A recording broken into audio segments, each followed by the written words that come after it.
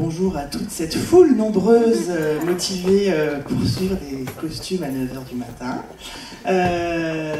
Donc on est le Cercle Celtique de l'Andivisio et on vous présente ce matin un vestiaire du quotidien et du travail porté au tout début du XXe siècle sur le terroir du Haut-Léon. On vient du pays Chalgen, mais cette année on a mis à l'honneur un petit peu toutes les modes qu'on retrouve sur le Haut-Léon. Donc le Haut-Léon, voilà, comme l'indique la carte, on est à l'est du Nord Finistère, entre l'île de Bas et les Monts d'Arrée. Et donc on présente plusieurs modes. Le vestiaire de travail a la particularité d'être assez homogène sur toutes ces... Sur tout ce terroir, si ce n'est la coiffe, et du coup on fera un focus là-dessus dans la présentation. Pour le reste du vestiaire, on est un peu à un tournant de la fin du 19e au début du 20e, avec des pièces qui sont toujours usitées, qui nous viennent du 19e, et les nouveautés qui viennent du 20e qui apparaissent. Donc on présentera la mode féminine. Donc il y en a tout un panel, elles vont bouger autour de vous pour que vous puissiez voir toutes les différences, puisqu'on a mis un point d'honneur à n'habiller personne de la même façon. Donc la composition du vêtement est la même pour toutes. On a d'abord ce que vous ne verrez pas, ou très peu, le linge de corps. Donc ce sont des chemises en métis, en lin, quelquefois en coton, qui sont du coup sur le corps. C'est la base de la vêture, c'est ce qui était le sous-vêtement à l'époque. Par-dessus, on va rajouter le juponnage. Alors ici, il y a deux façons de le voir. On a mis deux termes différents, c'est pour nous retrouver. On va distinguer le jupon de la brosse d'indan, la jupe du dessous. Pour nous, c'est juste pour se repérer. Historiquement, on n'a pas vraiment de termes qui nous sont revenus, sinon la brosse d'indan, mais qui peut servir pour les deux.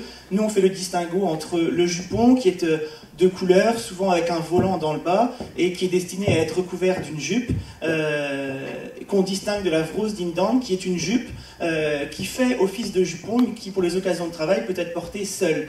Donc c'est souvent des jupes de couleur, à rayures, à motifs, et donc elles sont portées sur certaines femmes sans jupe par-dessus.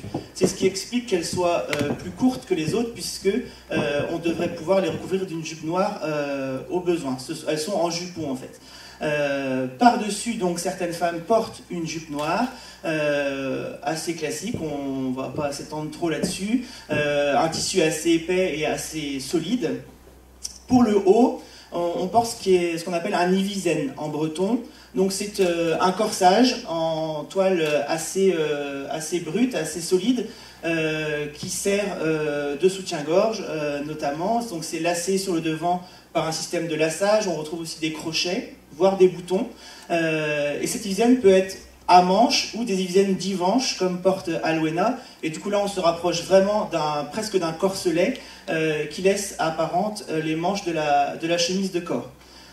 Par-dessus cette ivisen, on va venir pouvoir rajouter une guimpe pour cacher la naissance du cou. C'est surtout visible sur le pays de l'Andivisio, un peu moins sur le pays de Saint-Paul et l'île de Bas, qui n'ont pas ces pièces vraiment dans le vestiaire traditionnel. Et par-dessus, on va venir placer le mouchoir. Alors, le mouchoir ou le fichu, selon l'époque, on est, comme je vous disais, au tournant du début du XXe siècle. Donc on a encore des femmes en mouchoir du XIXe, ce sont toutes les filles qui portent des indiennes. Donc ce sont des fichus qui étaient importés d'Inde. Alors ils sont tous neufs, ils ont tous été faits en Inde. On a retrouvé un indienneur qui s'occupe de ça. Donc tous les motifs sont des motifs... si on peut dire, traditionnels pour les indienneurs, qui ont été repris, qui correspondent à des grandes modes du milieu du 19e, et donc qui sont toujours employés dans le cadre du vestiaire de travail, qui sont réemployés en fait. C'est-à-dire qu'à la base, ce sont des mouchoirs de grande sortie, et bon, au début du 20e, c'est très passé de mode, et du coup on s'en sert pour le travail. Certains vont s'en servir aussi pour faire les fronces de jupe en doublure, les doublures de jupe, les doublures de tablier. On va rien perdre chez nous puisqu'on a une réputation de Léonard à tenir.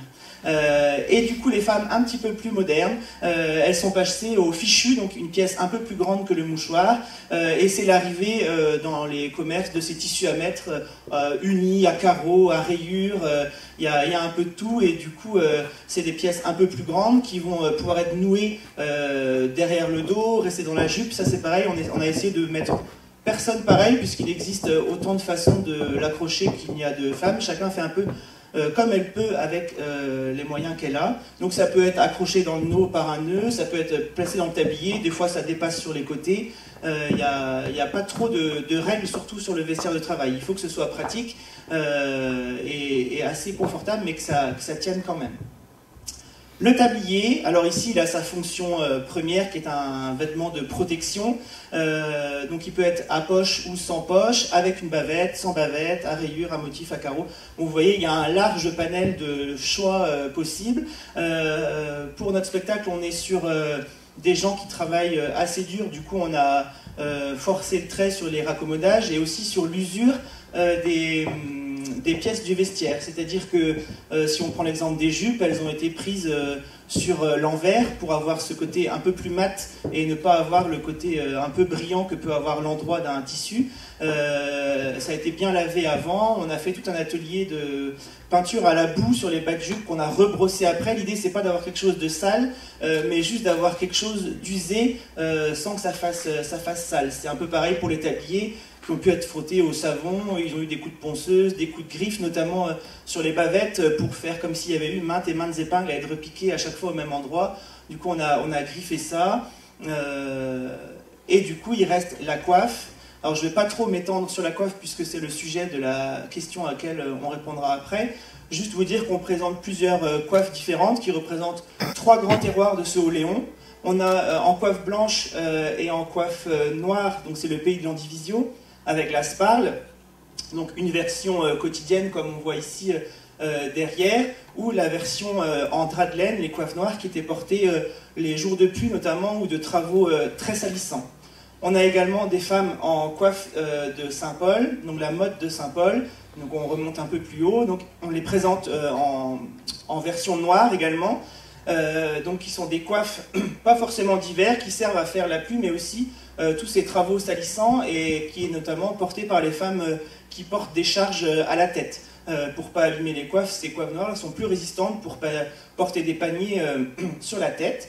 Et la dernière version, c'est la coiffe Togeol, qu'on connaît beaucoup à l'île de Bas, mais également c'est une coiffure qu'on retrouve sur toute la côte, qu'on retrouve sur le pays Pagan aussi. C'est littéralement une coiffe là pour le soleil, avec une grande visagière sur l'avant de la tête qui est rigidifiée. On a fait le choix de les rigidifier, non pas comme à l'époque avec le carton des PTT. Là, on a utilisé du plexiglas, alors un choix largement assumé, puisque dans tous les collectages qu'on a fait, les anciennes nous disent bah, le carton des PTT c'est sympa, mais ça casse. Et du coup, il faut le changer très régulièrement. Du coup, nous, on a voulu faire des coiffes qui soient plus durables que ça. L'idée de ces costumes aussi, c'est de pouvoir faire des représentations sous la pluie. Et donc, le carton a ce problème de prendre l'eau, de ramollir. Quand on range les coiffes, ça fait une cassure. Et du coup, il faudrait changer les cartons beaucoup trop régulièrement pour que ça soit rentable pour des léonards. Du coup, on a fait ce choix du plexiglas qui garde cette forme arrondie et rigide de la coiffe. Et là, pareil, il y a mille et une façons de faire un togeol. Donc c'est des tissus à carreaux, à pois. Là c'est vraiment toutes les cotonnades qui arrivent au début du 20e. Ça peut être en couleur foncée, blanc, avec des volants, des plis. C'est un peu, chacune fait à sa façon. Et puis voilà, je pense que j'ai parlé de tout. Juste les chaussons, du coup, là pareil, il y a un peu tout. Il y a des filles qui sont pieds nus, d'autres qui sont en chaussons, d'autres en sabots, d'autres avec des bas en laine, d'autres sans. L'idée c'était vraiment, c'était un peu fait comme vous le sentez, et du coup, voilà, c'est pour ça qu'il y a une diversité là-dessus. Voilà, je pense que j'ai réussi à pas faire beaucoup plus que 5 minutes. Un exploit. Du coup, je passe la parole à Alwena, qui va faire un focus un petit peu plus du coup sur les coiffes et la manière de se coiffer. Bonjour, c'est moi Alwena et je vais vous parler de comment on se coiffe et la pose des coiffes aussi. Donc ici on aura 3 poses de coiffe face à vous, dont Océane va vous montrer comment on fait notre coiffure. Alors on est en costume travail, comme a dit Gwendal, on se prend pas la tête, on n'est pas sur les bigoudis, le brushing, on va faire un chignon tiré, tout simple. Et pour tenir la coiffure, en plus du chignon, on va mettre autour de la tête ce qu'on appelle un rugeresse. Un rugeresse, dans d'autres pays, ou une tresse de laine. Cette tresse qu'on va enrouler autour de la tête et qu'on va épingler en faisant des tournicotis dans les cheveux. Et ça va tenir du coup la tresse de laine, mais aussi la coiffure et aussi la coiffe.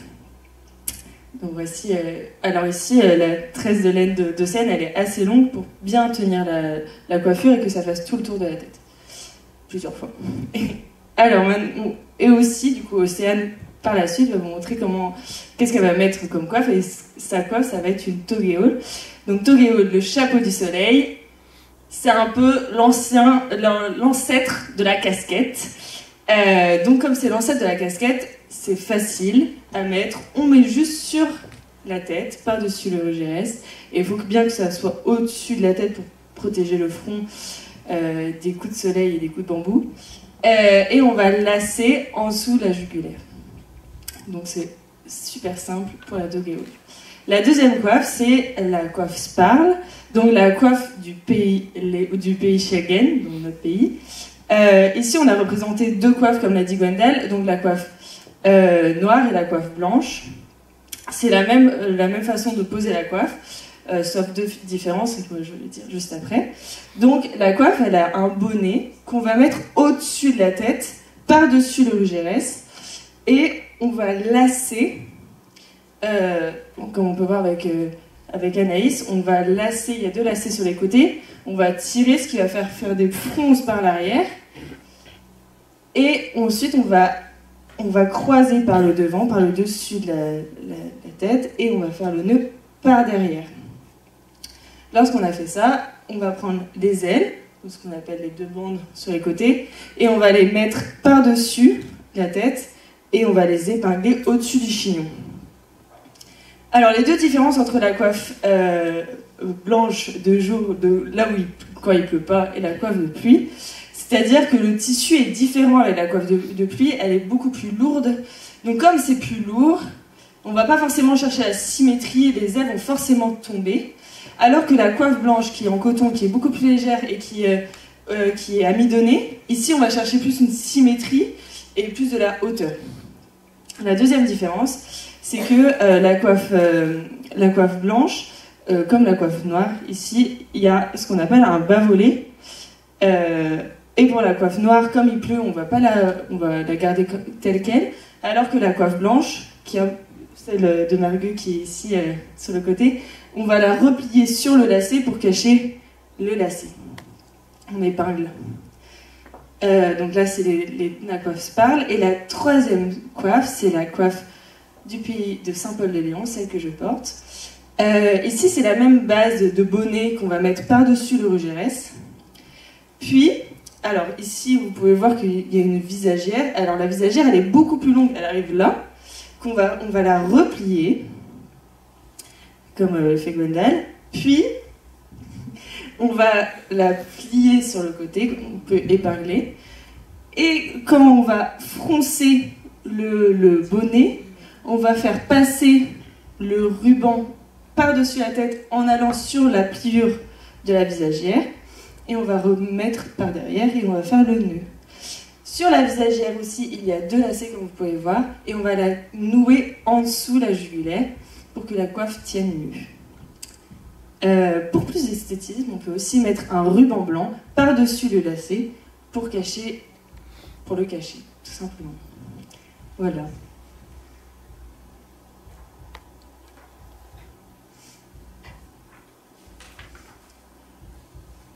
Je vais passer après la parole à Gwendal quand elle aura fini la pose de coiffe.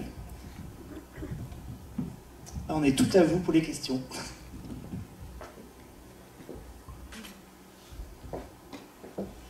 Oui, merci. Alors en fait j'avais une question, mais dans votre présentation j'ai eu la réponse. J'ai vu le Rugérès, donc je me suis dit qu'il faisait 1,50 m, 2 mètres à peu près de longueur. Ouais, ça dépend. On a deux styles de Rugérès. On a les très longs, très larges, comme on a vu avec Océane, qui sont utilisés beaucoup au 19e, et donc juste à cette jonction, qui sont longs et larges et qui servent vraiment à maintenir la coiffure assez près. Et après, ça va diminuer par deux, et en largeur et en longueur pour les dernières modes, puisque les coiffures sont beaucoup plus travaillées devant, et du coup le Rugérès évolue aussi pour s'adapter à la taille de la coiffe. Oui, parce que du coup j'avais aussi une question par rapport au montage de ce Rugérès, pour savoir s'il enveloppait toute la tête ou c'était que le contour, et j'ai vu du coup aussi à la forme. Merci. Merci pour votre présentation. J'ai une question sur le châle d'indienne. On a bien compris la notion de récupération sur les différentes pièces, mais je voulais savoir si le châle d'indienne en particulier était aussi une pièce de récupération. Ma question, est-ce que le châle d'indienne a pu appartenir à une mode ou de cérémonie ou de petit dimanche ou quoi d'une génération précédente? Ouais, alors ça s'est porté chez nous au milieu du 19e, ça a très vite été supplanté par le châle, le grand châle, qui a enlevé toute cette mode des indiennes. C'est une mode qui est restée jusque dans les années 20 dans le pays pagan. Alors pas forcément les indiennes comme on voit là, mais plus ces indiennes assez caractéristiques, bleues, indigo et blanches que le pays pagan a porté jusque dans les années 20, notamment pour les petits dimanches, mais aussi pour le travail. Le pays de Saint-Paul l'a gardé au tout début du XXe, mais juste pour des occasions de travail, puisque ça a été supplanté par les grands châles. Enfin, les châles tout court, puisqu'ils ne sont pas forcément plus grands que ça, mais par les châles. Le pays de Landivisio l'a gardé un peu, mais pareil, dès le 20e, après on est passé sur des fichus ou des mouchoirs à carreaux, et on a abandonné ces indiennes-là. Nous, on les a retrouvées, alors on en a retrouvé telles quelles, sur plusieurs photos également. On en a retrouvé aussi remontées en tablier d'enfants, donc en se servant des écussons de coin pour faire des motifs dans le bas. Et sinon, comme je l'ai dit tout à l'heure, ça a été surtout récupéré pour faire de la doublure et pour nourrir un peu les fronces de tablier. Là, on en retrouve aussi plein dans les tabliers du début du 20e. Ils sont en fait derrière les tabliers, dans les fronces pour les nourrir. Mais sinon, ça a été porté pour des occasions plus prestigieuses, mais vraiment au tout milieu du 19e. Merci. Merci pour votre présentation. Moi j'avais une question, puisque dans le dossier vous parlez des chemisiers en tissu solide. Est-ce qu'il est possible d'avoir un peu plus de détails sur cette matière? Ouais, c'est du sergé ou du coton assez épais, il y a un peu de tout. L'idée c'est que c'est quelque chose d'assez brut, même au niveau des finitions. C'est-à-dire que sur le bas, on n'a pas forcément un joli travail d'ourlet ou des choses comme ça. Il y en a qui sont vraiment en bord franc. Et du coup, même au niveau des manches, il y a plusieurs longueurs. Alors certaines ont des poignées qui sont déjà resserrées, d'autres ont des iviennes à manches qui s'arrêtent à des hauteurs différentes, puisque ça va être aussi une pièce qui va être utilisée sur le costume de cérémonie, mais sur lequel on va rajouter plein d'autres pièces pour cacher. C'est-à-dire que sur l'occasion du travail, on voit les manches, alors que la même chose en costume de cérémonie, vous rajoutez un châle par-dessus les épaules, des manchoux par-dessus de cérémonie, et en fait on ne le voit pas du tout. C'est-à-dire que nous, c'est des pièces qu'on a également beaucoup de mal à collecter, puisque dans un des derniers collectages qu'on a fait, par exemple, on a eu 4 rivizennes de la même femme, et en fait c'est les manches qui sont passées de l'un à l'autre, c'est-à-dire que le corps de l'Ivizen s'est abîmé, et elle a transvasé les manches d'un Ivizen à l'autre, et du coup au fur et à mesure elle a changé de manche au tour dernier. C'est-à-dire que le début elle avait des manches assez brutes, elle est passée en manche velours à la fin, et sur son dernier elle a mis des manches en crêpe beaucoup plus travaillées. Du coup au lieu de tout refaire, c'est juste la manche qui change, puisque c'est la seule chose qu'on est susceptible de voir. Le reste, vraiment, tout est caché. Et du coup, sur l'occasion de travail, encore plus, il y a moins une recherche d'esthétisme. Du coup, on peut voir la chemise de corps en haut, le lassage. On peut le voir aussi en bas, dans le croisement du foulard, enfin, du fichu et du tablier. On le voit à plusieurs endroits, mais c'est plutôt une recherche de praticité que de faire joli et de voir ou de ne pas voir.